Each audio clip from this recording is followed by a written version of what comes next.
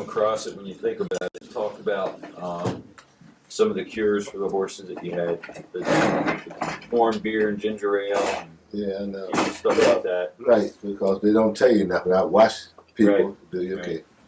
okay. Go ahead, whenever you're ready. Action. Okay. Can you state your name for us? Benjamin Winfield Meekins. And what is your nickname? Winfield. How'd you get that name? Well, that's my middle name. They called me that when I was going to school. And very few people know Benjamin and know Meekins. But if we say Winfield, it's known all over. Where were you born? Baltimore City, And when was that? July 1st, 1933. What's your present occupation? Well, part-time law firm operator. Okay. I retired from the city. I worked for the city almost 30 years. So can you describe your past jobs then? Oh, when I started, I'm going to go back to when I was about 8 years old. I was born there stable. And I would come up. I love horses. I love dogs. And I used to ride around on the wagon with guys just because I'd be around the horses. I'm going to say 7, 8 years old. And they would give me 4 or 5 pennies. And that was the day they worked with me. I'm with the horses. I'm sitting on the wagon. They doing the work. So when I got a little older, I guess I was roughly about 10, 11. The old ice man I used to work for, John Lassiter, he had a confectionery store. So a lot of times, what about him and his wife? And a lot of times he would let me go down and get the ice and bring it back to him and I would go deliver the ice. But that went on for quite a while like that. I'd go up there, had a big blind horse, gray horse. I used to go from his place up on 4 city blocks or 5 city blocks. When I go in the stable, I had to stand up on the stall to put the bridle on the horse. I'm bringing the horse out, put him in the alley, he ain't going nowhere. They had wooden fences there, because a lot of places had bathrooms on the outside. Your toilet was in the yard, wasn't in the house. So I go down to the end of the fence and climb up on it, and walk the fence all the way down and jump on the horse, and ride him all the way back up to Eden Mulligan Street. Meanwhile, the old ice man, he done took the harness out and put him on the wagon. He'll come out and put the collar on. But he had to go back to the establishment because the kids and other people didn't buy it. So I would get him on the wagon, drop the hames on the horse, get down off the wagon, fasten the hames, get back up on the wagon, drop the saddle on the horse. I get on the horse's back and slide the britching down. That's across the back. Yeah, excuse me. I get back down on the ground and I'll fasten this. Meanwhile, I bring Pete around to the wagon. I could hook him. The man that took me was I'm hooking, see. So when I get him hooked, I go in and tell Mr. John, I got the horse hooked. He'll run outside, look at the horse, make sure So at that time, you have about 1, 2, in East Baltimore, 1, 2, 3, 4 ice houses. So he tell me, so we go to Independent. That's down there, Holiday, down from City Hall. It's the Independent Ice Company. Now, coming out of there, at Hill and Falls, where you had a hill, which was streetcar tracks on there. At Lexington Falls, where we had a hill. And red lights on each corner. So he was telling me, if I go to the ice, I can put 6 cakes of ice on that horse. That's 300 pounds of cake. Mr. Pete know what he had. 300 pounds there. Now, you got that much room from the last cake to the rib board to go across. You have a tailgate. And if I think I couldn't make that light, I would stay down the bottom of the hill till the light changed. And I would try across the hill. I did that quite a few times successfully. This particular time, I comes up the hill, a car stops. And when they stopped, they make me have to stop. Now, Pete standing on the hill on his toes. Know what he got? He got cobblestone on the streetcar track. And the light changed, and I said, come up, Pete. Pete snatched, the ice come off the wagon, bump, bop, bop, bop. But out of 6 cases, I think about 4 of them came off that wagon. The people got off the streetcar. Men, women, put what ice they could back up on the wagon. So I go back up to the man. 1, 2, 3, 4, I guess about 10 blocks. 8 blocks. Told him what happened. He never said a word. He took his ice pick and trimmed the biggest part off. If he can make 25 pounds out of it, 50 pounds, or 100 pounds. That's what he did. So that went along like that there for a while. And now I'm old enough now that I'm going to try cat ice. 25 pounds of ice at that time, I think I was that boy's size. It felt like 100 pounds on my shoulder. But when I'm at the wedding, I can lean it on my shoulder and I walk to your ice box. But when I slide it off to go into the ice box, I dropped it. I'm in your house, your house, your house. Don't say a word, don't argue nothing. You pick up what you can, you pick it apart, put it in the ice box. I was trying. Then when I got old enough to carry ice, he should let me run his right. He had a right. Because when I go back there, he would leave his wife in the store, and him and I would go down to his right. I would watch the horse, I'd sit on the wagon. So when I got old enough, I used to run the right for him. $1 a day. For Sunday, it was good money them days because it only cost me 5 cents to go to the movie. See? And that went on until I guess I was about 14.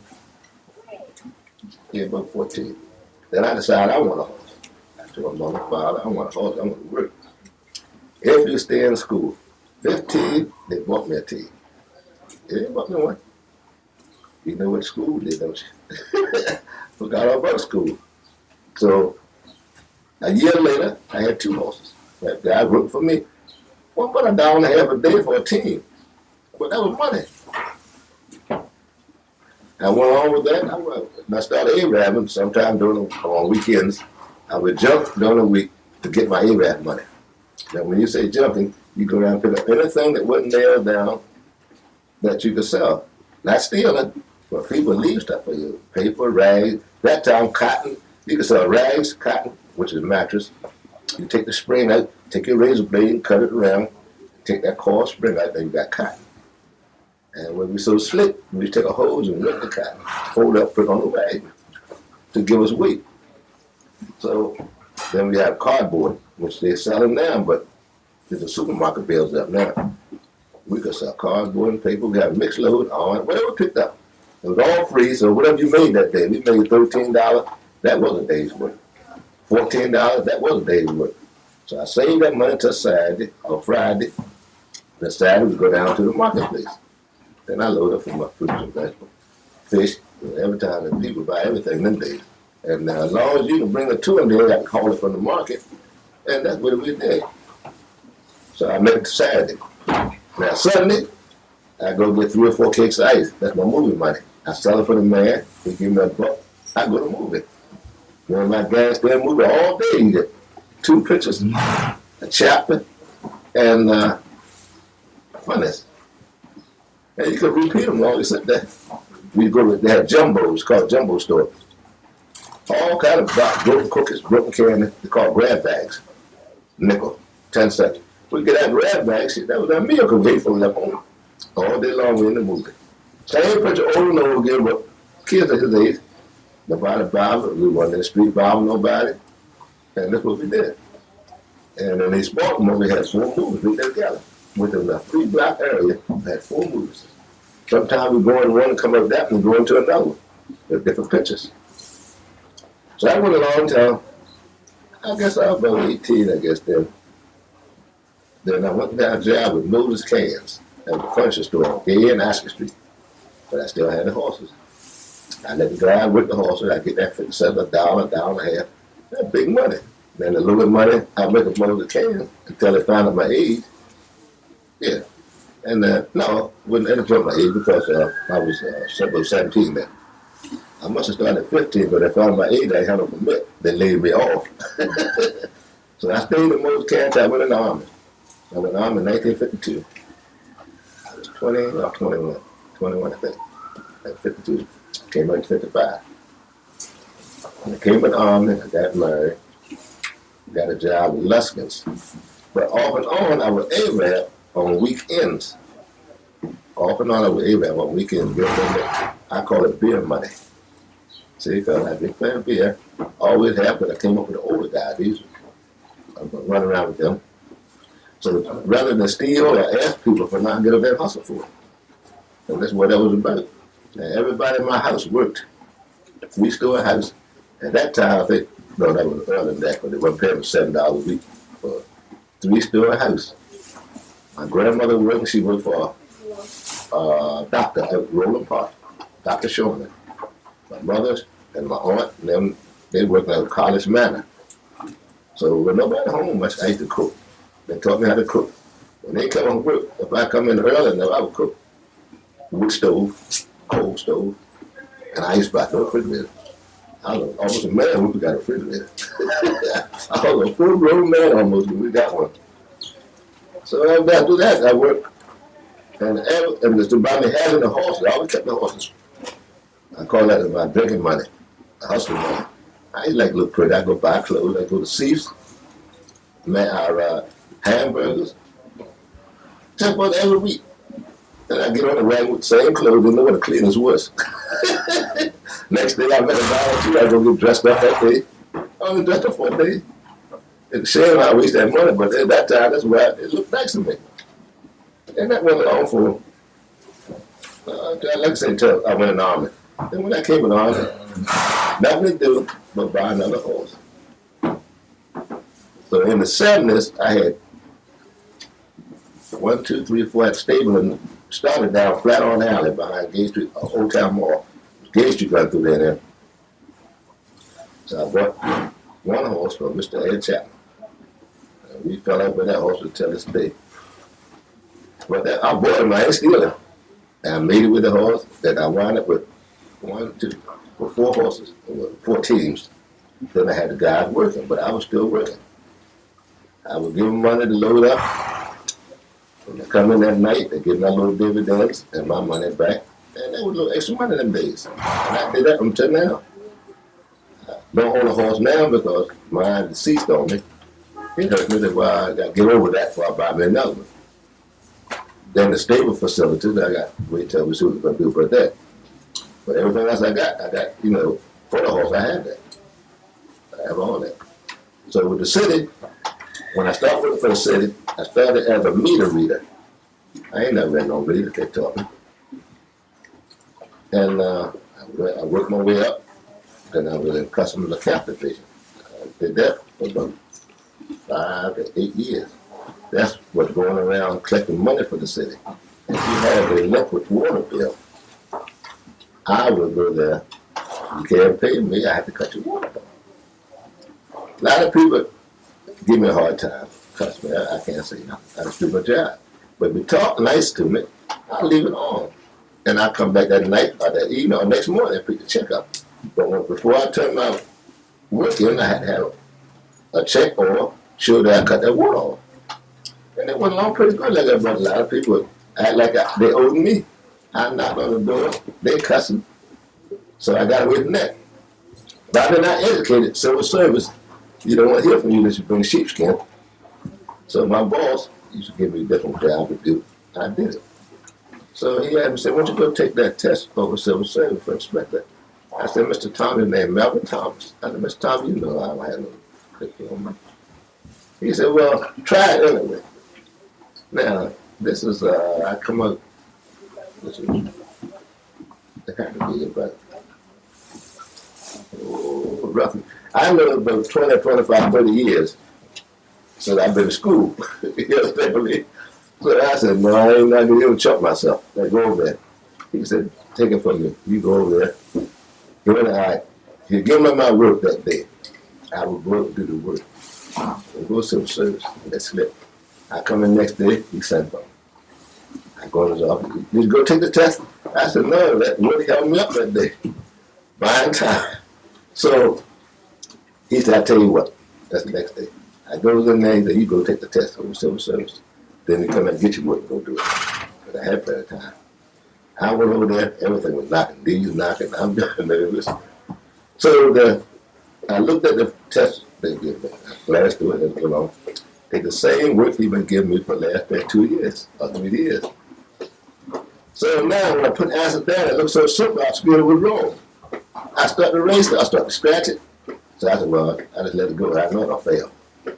82 points, my average. That's above average. And I ain't never looked back. I retired almost 30 years as a water inspector. from the city. Now I go back to the lifestyle. When I came in the Army, I worked for Luskins for a while, Jack Luskins. That made me meet Stephen L. Miles. At 13 years old, he's Jack Luskins. So when I turned, he was waiting for his uncle, come down and help him out, because at that time it was cash and carry. You know what you want. You want a refrigerator, you seen it, you give him the money and you go with it, or you have it shipped. So he let his little nephew write you a receipt, a sales slip up, so he can make a little dividend. So him and I got a little friendly. Of course, I was friendly with his uncle anyway. And as it went by, one day I went in and my helper didn't show up. And I had a delivery in Westminster, but with a ranch-style house, a 14 cubic foot refrigerator. So Jack M said, you think you can deliver that? Yeah, because one step, I can do that. Steve wanted to go. So his uncle looked at me and looked at Steve. He's 13 years old. He said, well, go ahead for the ride. Which he did. He didn't have to do much. I laid the refrigerator down on the truck, uncrated it, slid it down, all the slide work. But when I put it on the hand truck, which was a Yates truck, I could break it back by myself. When I go to the step, one step, I drop the handle. When the trash kept the step, I pull up on the handle. And right in the house. And from then on, then they want to go every time my helper don't come in. And we start going. Now you have to catch television. There's not no lifting on the washing machines or dryers or refrigerator, unless you have to go upstairs and tight turns sometimes. And we got real good friends. He went along with that for a while, and then when he finished elementary school, finished high school, he started college, he got married. So in the meanwhile, I leave Luskin because I didn't see no future there. And I'm talking to hit myself, but I should have went through that before I got up to the city, because that's how I got to the city when I left him. But anyway, he got married, so I don't see Steve anymore. When I see Mr. Miles again, it was assistant state's attorney on television. Meanwhile, I'm working for the city. He traced me. It took him 3 years to trace me. He had 9 agencies, and it's hard to do when you don't know my social security number. When he found me, I came in one day, the boss's secretary said, Mr. Meekins said, a lawyer called you. I said, a lawyer? I started scratching my head. Now, what have I done? Come find out it was him. So when I got in touch with him, sure enough, we got talking, go back, talk. Now, he's successful now because he's not with the state's attorney. He got his own law practice, see? Office all over. So he said, I've been trying to catch up with you, kid. He was talking. I'm a good listener because I'm listening before I answer anyway. He said, now, how long you been in the city? At that time, I think I had about 20 some years there. Yeah, of course, his son was up in age then. So I had about 23 years, I guess, with it. He said, how many years we got to retire? At that time, to that time, it was about 8 or 9 years. So, okay, it sounds good, but it went in here and out here. Now, when you retire, I'm going to need a chauffeur. And would you come with me? I said, okay. Answered, but I'm not looking for it. Because when he moves, he flies. And I know how the hell I'm going to show him. See? So anyway, we went along like that. I don't call him no lie, but I'm a good listener. So when them years was up, I retired up that Eastern Shore. When I came back, looked at the telephone, his private number was on there. I called him, I met him, and we talked. He wanted me to work for him. He said, now we come together, we're going to leave together. I said, now what can I do? I'm not educated. So when I said educated, I can read and write, but I don't have that. Sheepskin. He said, I can find something for you to do because we came together, we're going to go together. They still talk to me. And I'm going along with it, but I can't call it no lie. And so I said, okay. When the first went, they said, you can take pictures, you can use a camera, can't you? I said, yeah, then peek through it and click it. He said, okay, you start off. I go around and take pictures, take photos. They don't call it pictures. Photos of damaged cars. If a client come to him with an accident, I go there and take them, and they put in the folder. Then when they go to court, then they will sure what damage you, how it was damaged, blah, blah, blah. So that went on for a while, and all of a sudden I started running different course for him. And that's why I just dropping off, picking up. Up comes bankruptcy course. Only time I ever heard of a bankruptcy one time was a rich man that did something wrong. He put it for bankruptcy. But through in here now, there's more poor people putting that from bankruptcy on account of those credit cards. I go down the federal building on 8th floor about 3 to 4 times a week with a stack of that high. And but to go back to what I was talking about, I didn't think I was going to get this fast, but no sheepskin. But I really have a good life. So while you're working for Stephen, do you still work as a driver, or you work with the stables, or? I'll be right stable all the time because I'm in charge of a stable, but I always love it. Before my horse died, I used to get up there on weekends sometimes, sell watermelons or strawberries or something like that. But since I lost my horse, but I still keep the stable up. And I'm running, like you see me today, I'm driving somebody else's horse. I just have to be around them. I have to be around them, so I'm in charge of this stable here. Is that considered a stable boss, or? No, I leased the stable because at the time, when the man, Mr. Crest died, and this fellow William Murray bought it, didn't have nobody to take care of it. By me understanding horses, no horses, well, no of them, from past coming up. Then I came up under older people. They used to show me different things. They never told me exactly what I'm doing, but I watched the symptoms of the horses. Mm-hmm. And at the time, when my horse was 6 years ago, they were fixing it. And there was one doctor in East Baltimore called Doc Hickman, but he couldn't get around to all the horses. Mm-hmm. So what happens, the old guy knew what to do. If the horse got heat exhaustion, fall at the street. You go get some ginger, warm beer, shake it up, put it in, pour it in, lay that for a while. He'll jump up. That gin and that beer start working on it coming up. Then you walk him around, lay on that bed. You go hook him back up, but most times you take him back stable. Then sometimes the horse goes lame. It's a different lameness. You know, it could be feed founded. When you say feed founded, he eat too much feed. And somehow or another it affects him. And it actually kill him.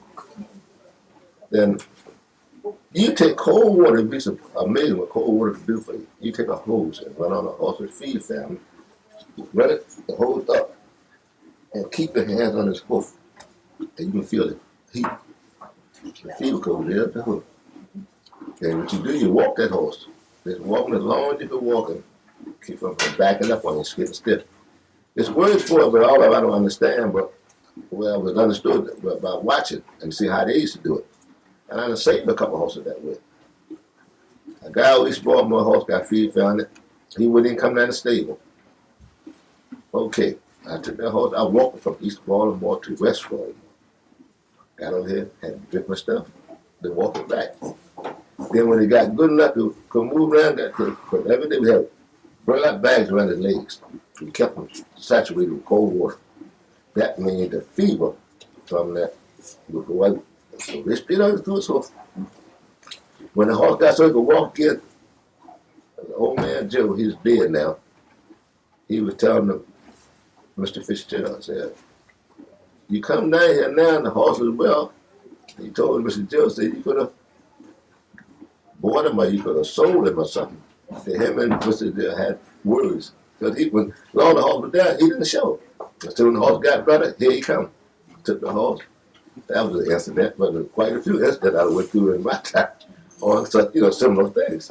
You can ask me a question, like my life, I always owned horses. And I used to work weekends after I got old enough to work. I worked weekends because, like I say, I like my little drinking money. I'm not a smoke hound, I'm not an alcoholic. I would live to 65 years old, do like I'm doing now if I work.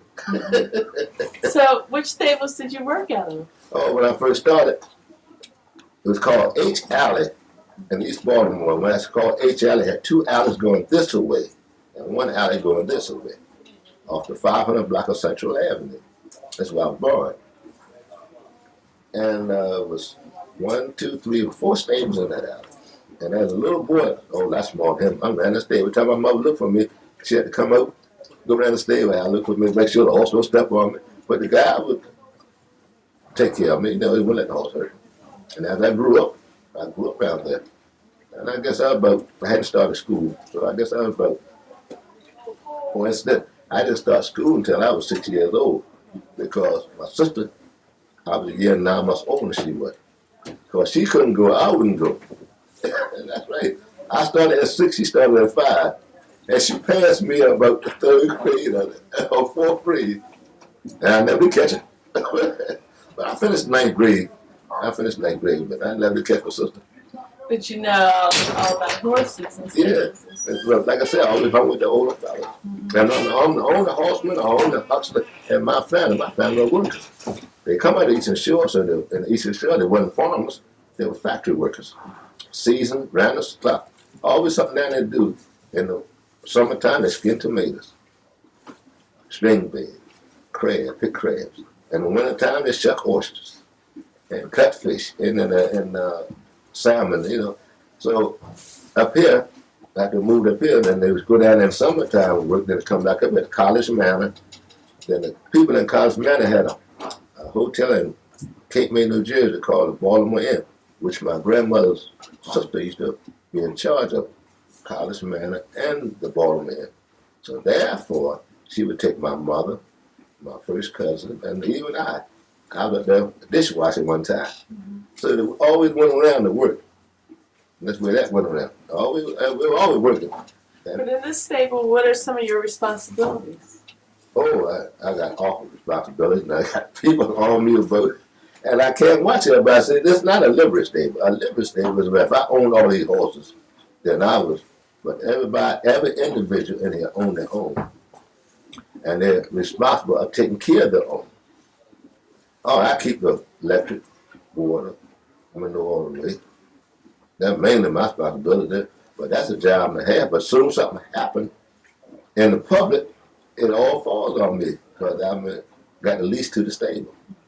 But see, in the animal control, they make new rules every day or every week or every time they feel like it, and they try to enforce it.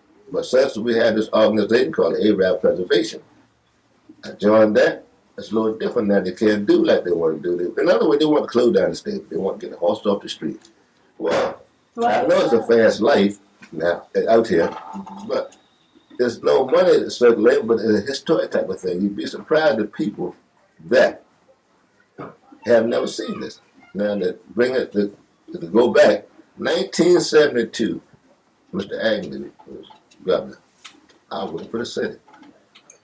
I used to take Mayor Schaefer at the time and parades. So they knew my boss knew I had, like I said, when we went to the city, I had horses. They knew I had horses. So it was Maryland year over the Smithsonian had that festival. And I participated in that. Me and Mr. Kelly. And from then on, I got recognition of different things through that. Then they sent me to Atlanta, Georgia, I guess about 15 years ago, 10 years ago, to that Black Art Festival. They had, in the museum down there, they had everything about the Baltimore Arabs on the 4x8 flats. They brought them out and set them on the street and gave me a little push cart. Because I couldn't have no horse down there. So I represent Maryland again. Were there any Arabs in other cities, like in Atlanta? Yeah, no, but it used to be in New York. And I think it still is, but I don't think no more horses. But down in the Bronx, they had horses. A friend of mine used to live up there. But now, I don't think they have trucks now. In Philly, used to be Arab, used to be Jumpman. But now the guy, I remember up there now, I met him about a few years ago. He had like a carriage type of thing and riding in the park. There's two brothers up. Arab, this is the only city now, that my knowledge, that have the Arab selling on the street like they do in the ancient time. And then the people, like I say, the fast life is trying to get rid of that. And you still have people right now in the senior citizen cannot get around. And what little bit is being done now, they got these guys right there, they'll sit up in front of senior citizen building about 4 or 5 hours. Because you got to wait till they decide what they want and come down and get it. So that make them elapse their time. They give us time element of getting off the street. Then make them left their time, try to serve them elders, people that can't get around and do nothing. Half hour or so, then the people on us. They don't see what that man stood there all that many hours, try to, well, the old people not going to buy no more than half a pound of whatever you have. Because that's all, they buy themselves, that's all they need. So you got a wagon load, say $150 to $200 cost on that. You can't sit no place no 4 hours, 5 hours, not expect to make a day. Because you can ride around the street all day long. And my motto, when I was taught that if you meet 500 people, 150, 200 going to buy something. So you count $1 a bag, that's how you catch your money. But, you know, it varies up and down. But usually when you go, you know what you're going to do, just about. Because when you went to buy what you had bought, you know where you're going to sell it at and what you're buying. Did you have a specific route? No, up one street and down another. But like I say, sometimes they have strawberries, a straight load of strawberries. A lot of the white people buy them by the cases because they put them up or whatever. Black people, they buy 2 or 3 quarts because they make strawberry shortcake. So you know we're going down the white area. See? We go down the white area because we know we're going to sell by the cartons or by the case. So now you have a mixed load and working in the black neighborhood, that's with the fish and the greens and the cabbage and the onions and the potatoes. Then you put a couple dozen on. So my mother or my grandmother might want to make a strawberry shortcake for Sunday's dinner. People used to bake them days. They don't do it no more now. Everything is microwave now. And this is what we made the moves.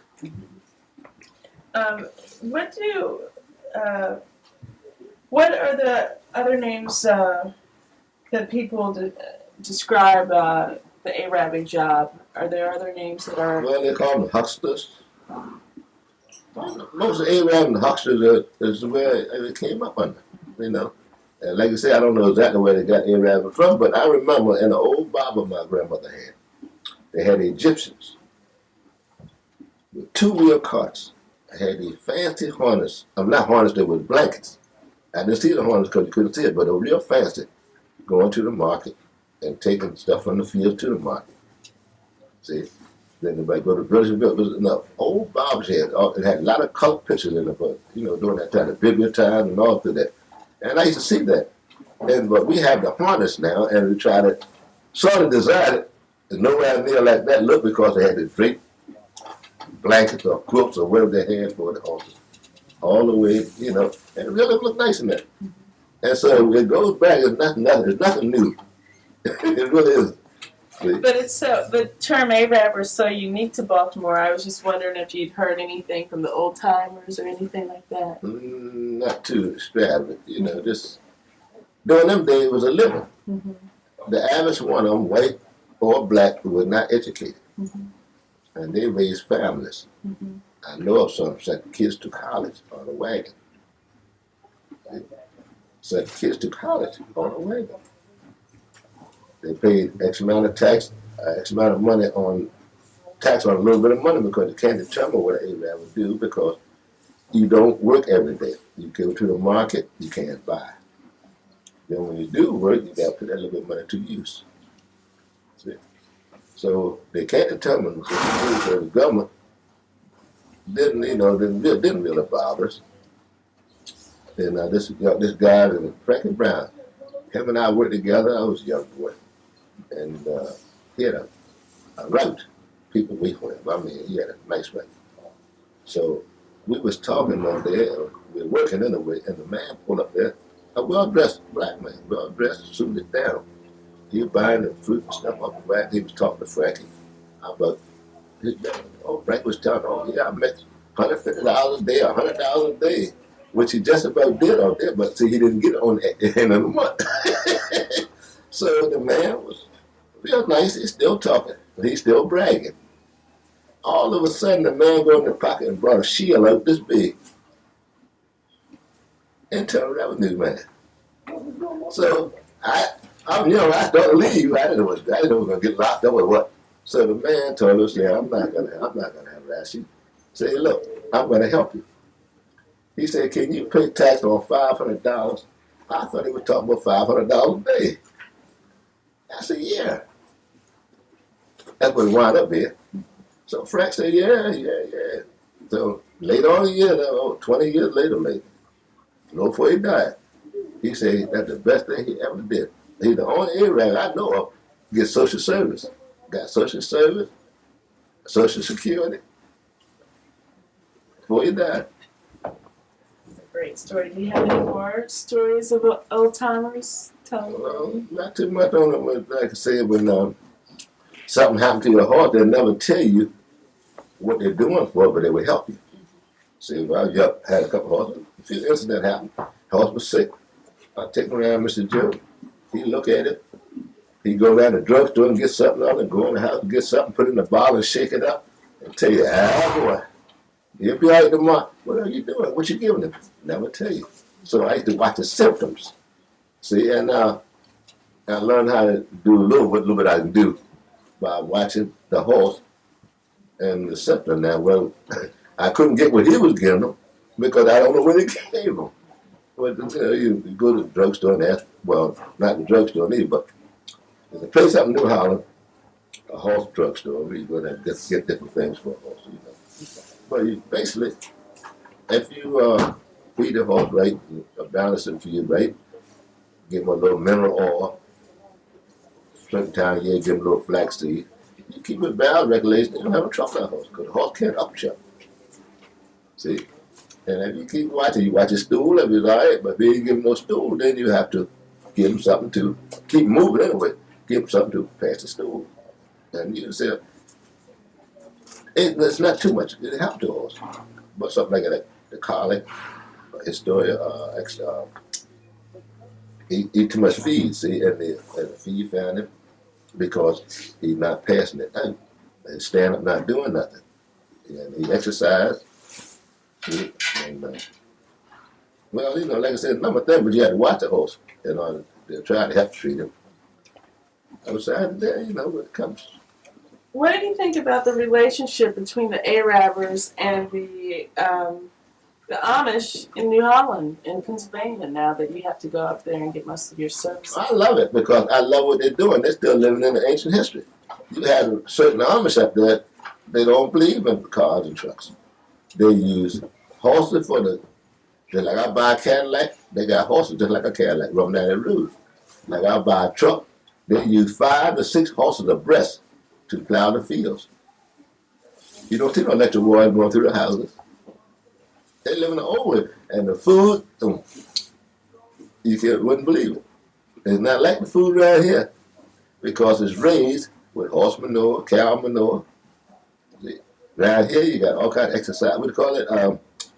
Not exercise, pesticide, where they grow fast growing stuff. Even the chickens. You can go down Eastern Shore, you go in some place down there, got bitters, 5,000 of them, just been incubator hatched. You go back a month later, they're frying pan size. Ain't never seen the yard. Have never seen the yard. Fast growing mash. Same with cow and beef. Beef don't taste beefy no more. Pork don't taste porky no more. Not to me. And chicken don't taste chicken to me. Now, I ain't go to Eastern Shore. My grandfather can go in that yard and get a chicken off there and kill it and cook it. All together different. If I go to the supermarket and buy the chicken, all together different. Why do you think it is? Because they eat off the yard, they eat everything. Worms, the chicken eat off the yard, it's natural. It's natural. Eat anything and everything. Or you feed them corn and mash, but it ain't like the chicken that will never see the yard. Don't never see a rooster. Hen don't never see a rooster. But the eggs get hatched. Incubator. See? And they don't never hit the yard. It's growing too fast. How old is your grandfather? 102 years old. And about 3 months ago, no, about 2 months, he told me he didn't know what an aching of pain was. I'm going down the next week to see him again. 102. He'll be 103 October. And he eats natural food. He was anyway. Well, he got to eat what they give him now. He's in a nursing home, but he still gets around. See, since my mother died. What kind of people were Arabing when you worked? Was it, were they mostly white or black? Or? No, we had the same. You had this men and white on the street, and black. Then you had Italians, I became a good friend with him. One just died not too long ago, Phil Blueshill. When he was a little boy at East Baltimore, his father had horses. And he'd have a push cart. His father put as much on that push cart as he had on his wagon. And I thought it was amazing. You could hear him now. You think the blacks could holler and build a rhyme. Should have heard him. And he just died not too long ago. What kind of call did he have? Same like the blacks. Mm-hmm. Yeah, you could whatever he had, and you could hear him a country mile. Hmm. He was a little fat boy then. He grew up and he worked for the city. He retired from the city. He worked for the city too. And I was poor Arab. We went to the waterfront. I got the job in the city. I think I got to know all over. Mm-hmm. And that the waterfront of the city carried most of the, non-educated people. That they get a chance to get the educated people got. Because my grandfather, they couldn't afford to go to school. They had to work. Whether in the field or in factories. So, in terms of the different ethnic groups, going out Arabing, they all had pretty much the same cause, though. In terms, there wasn't like. Some you had some. I don't know how to put. It's the rhythm in the thing. Black has the rhythm, and a lot of whites don't. But here lately, since the whites and blacks are mingling, you got this many whites got rid of like blacks. I went to a jazz show last Sunday. That guy played that organ. You couldn't tell. If you didn't see him, you couldn't tell he was white. And that was the same for the Arab calls back then? Yeah. That's interesting. Mm-hmm. Now, like I said, I have some white guy come out. He sell hard crab. Hard crab? He walking on that. Hard crab? Now I see the black go through that. Hard crab. Put a little this in it. See the white guy said, hard crab? Hey, crab man. He was South, but that was his language. See?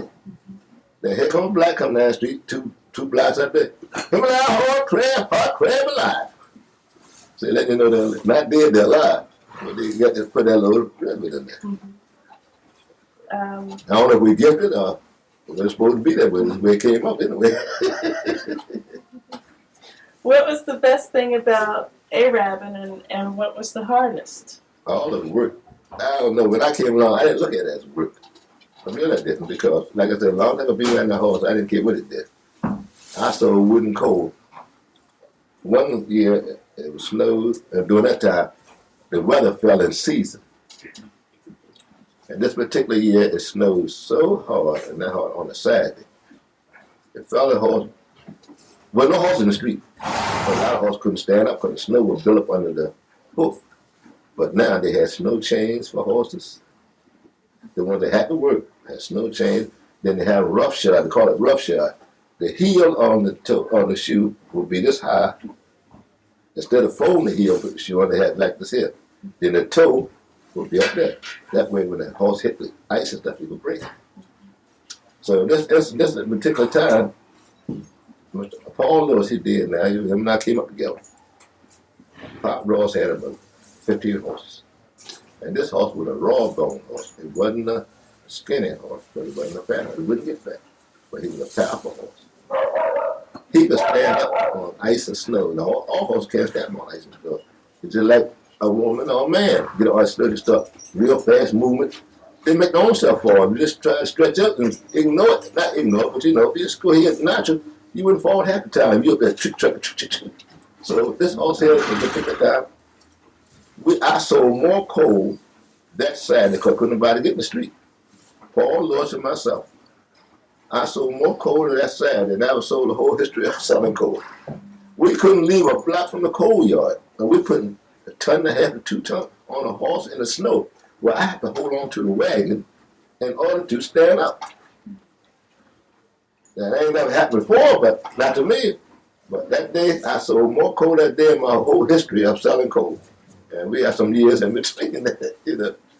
That was an amazing time. And all that snow, that horse pulled 1.5 to 2 tons of coal.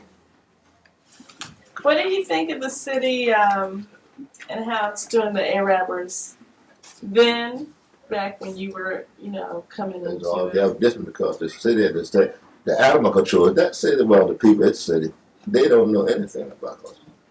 This is a new generation come through there. They don't know nothing about it. And what they come up with is anything that pleases them. They come up with different ordinance. It's not even on the docket. They make overnight rules and expect to enforce them. And before we got organized, they did enforce it because they did things they shouldn't have did, which I knew this, but I couldn't argue with them because they worked for the city. What are some of the things that they did? All right, for number one, and that's not been too long ago. If the animal control cannot condemn a building, it's got to be a building inspector. They went up there at Waco Street and condemned them people building, and brought the people from Howard County in to take the horses. That's the reason why Steve Blake and myself had to get back here and tie this place up, spend my money to get it together so this man, Savoy, could have somewhere to put his horses. But I guess about 4 years before that, they would close Retreat Street stable up, and they come to all the people's horses, which shouldn't have been done. Then when you go back and look for the horses, they're gone. So that's taking advantage of a poor man. That wasn't right. But see, we wasn't organized then, who could we see? Damage had been done, just like on Mr. Allen's statement. The damage had been done, and those about won't recognize it now. But it was wrong what they did. I know it was wrong. But they would make their own rules that go along. See, animal control is concerned about the horses, not the property. As long as the stable is not leaking or is there up to par, dry. Now, they had one lady that want wet bedding. I ain't never heard of that in my life. You put straw down, you want it dry. You put sawdust down, you want it dry. That's the purpose of putting it down. Unless you got a water bed, maybe that's what you were thinking about. But that's coming. And I mean, that's what, there's a statement on the wall there. One of her complaints. What about this ordinance that was passed for you can't Arab downtown in the city? Well, that right now, I can understand some of that with the traffic we have. Then, years ago, well, you couldn't really do it then because I call it a clique. You have a few fellas down there with Arab, which one's still doing that. But look, it cost them $1,500 a year for licenses. A man with a horse can't afford that. Mm-hmm. And don't work every day, or can't work every day, or you don't know when you're going to work. If a season go like last year, a dry season around here, you don't import the fruits and vegetables in, then you can't work. So I pay $1,500 to carry in my pocket and can't make no money. And see, but now, like I said, it's so suggested downtown, and a harbor, and the highways, and now they got the 2 stadiums down there. Last night, you couldn't even walk downtown unless drive. So there's no room for a horse. But how do you feel about, you've got Arabers who are trying to make a living, but I've seen the hearts cards going through carrying people. The tourist attraction. I know, but that's a little different. How is that different? That's different. He pay revenue. Arabs don't pay revenue because they don't make nothing. See, you get $60 to $65 an hour, and you got to guarantee the city so much money. And they're going to make some revenue. Now they got a horse, pick his feet up everywhere. When it first started, a few horses got hit down there and killed. You didn't hear nothing about it. Now, I'm living in East Baltimore this time because by me working for the city, and a couple of big wheels out of Little Italy and out of up there Eastern Avenue and Free Street up there through there, Hollandtown, came to me a few times. 2 horsemen that got killed. I ain't never heard of that. I thought it was yours, Mr. Meekins. No, it wasn't mine. My horse don't be at 2 o'clock in the morning. See? And when you're in that clique, you hush things too. So there are different rules for certain Certain people and a sense, and that's been ain't just started. Right. And I'm not talking to racehorse people either because they're not even involved. I'm talking to people in the same city doing basically the same thing that we're doing, trying to make a living. Back then, compared to now, how many stables were there and how many stables are there now? Well, you don't have but 3 existing stables now. Okay, what are But you the... have one, Retreat Street, Retreat North, Bruce and Lexington, and Carlton Street. Now before, every time you go to the back door, if that was a garage, it was a stable. I mean, that's all over the city, in the white neighborhood and in the black neighborhood. Every time that a garage was in the back, like I say, with no cars, it was a stable. You can go right your back door in the stable. And the only way you would know the stable is you open the other door, like you go through 2 steps in the yard, open the door, it's a stable. You don't smell nothing because they kept lime and stuff down like that. You don't smell nothing down here. I got people right down here, as you notice, they're beautiful people. That lady right back there got that fence up there. She's a big wheel at university. And hard as it is to keep it clean down here, I try to keep it clean as I can, but I don't live down here. And people passing through, throwing stuff, and I try to keep it, best I can. And these people seem to be pleased with it. They don't bother me. They help me when they need it. But you look at the animal people, they always got something to say. Because they don't know until they hear something, then they stare at it, They don't investigate nothing else, whether right or wrong. Got 2 more questions. Do you know of A-rappers from any other city? I the only one that left here went to work like the fellas who I raised up, there's 2 of my neighbors in New York lived. And they took it there because a couple of them came back, Alfonso and Elmer Glasgow. They came back here and bought horses and took them to New York to work.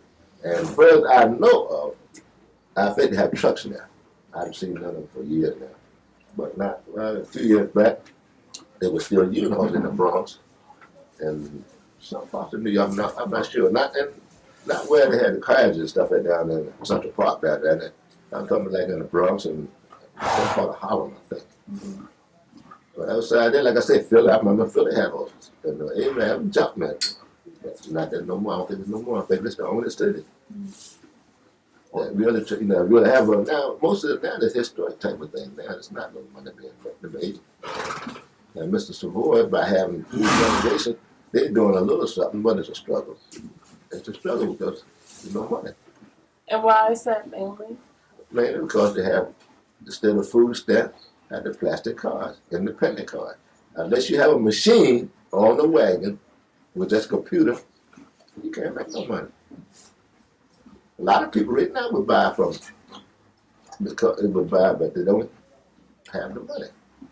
Like I say, them guys up there struggling now, deal with the elderly people because they do have a little bit of cash. But they don't buy about a pound, a half a pound. You got to spend almost a whole day at one senior citizen place. But they seem to be, and they're helping out, but they seem to be making it that way. And can you give an example of a holler for us? Oh, yeah, now. I'm going to tell you, now I have some strawberries, bananas, corn, tomatoes. Red, white tomatoes, sugar, corn, the cantaloupe. Your cantaloupe, cantaloupe. Then I go back, I might have crabs. They came alive, crab alive. Then next time I have watermelon. See, what it is, you holler to draw attention. Sometimes you holler what you don't have. So when they come to the door, they might want to tell you got fish. Like watermelon. Watermelon, red to the line, red as the mountain's head, sweeter than gingerbread. If you don't have a jacket, get your money back. So everybody add their own stuff into it. And if you hoop and holler long enough, you was trained to that. I ain't been no hollering in a long time because I'm not doors now. Do you have any questions? Yes. Could you tell us when the transition began between Arab became predominantly a black occupation by black men? Ooh. When did that start happening? When the people start dying, and that's what the older people and the youngsters don't pick it up. Right. See, the older people, and the youngsters they don't pick it up. Is that in the 40s or 50s? Well, it had to be up in the 50s, so, because you still had a lot of whites doing it in the 50s. The early part of the 50s. See, but by me working, I don't see them like I would. But when they moved, that killed a lot of it. And that was when? I think they moved the market in, I think it was in the 60s. It was in the 60s, around the 70s, early 70s, or late 60s, because they moved it was that Route 40, then they moved that with the Jessup. I think that was in the late 70s. Early 70s, we were going Route 40. So late 70s, they had moved from 40 to Jessup. And like I say, the older white guy that was doing it, like poor Bill Sorrow, he just passed it down. He wasn't doing it no more, but he still was involved. And he come in with his truck with his horse and north, take it back down the way he lived at down there, off of New Cotton Road, down in Gamma, Maryland. He was the oldest white that I know of that was used to have his own horses. In fact, he owns some wagon stuff now. He died, just died last week. And Bud Simmons, he's gone. And Fred Beinhardt, he's gone. Vernon Fitzpatrick, he's gone. And Bruzio, Phil Bruzio, he's gone. He was younger than the rest of you got on top, but he's about a year older, 2 years older than me. And he just left. But his people was in the produce business too, see. Besides that, it's, like I said, when it's doing here now outside of Savoy, doing here now when the older folks died, she wasn't gonna pick up after anymore, you know. But like I said, there's no future in it. So they're doing the best thing to stay in school if you can keep them in school. That's the problem, keep them in school. Hey, you got 32-year-old grandmothers now. When I came along, you didn't have no 32-year-old grandmother.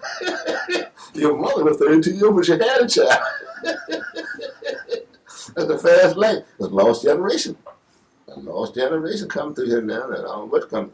I don't know how long I'm going to be here, but the way it looks now, after I leave, there ain't going to be much behind me that I can look forward to. And there's some ways being changed, or some people, I don't know how to have to put it, but listen, I guess it's a man's way. I believe I'm a firm believer, and I respect what I don't understand. Believe it. I feel it. That's all That's I have. perfect. Thank you very much, Winfield. No problem. You've been a sweetheart. That'll be.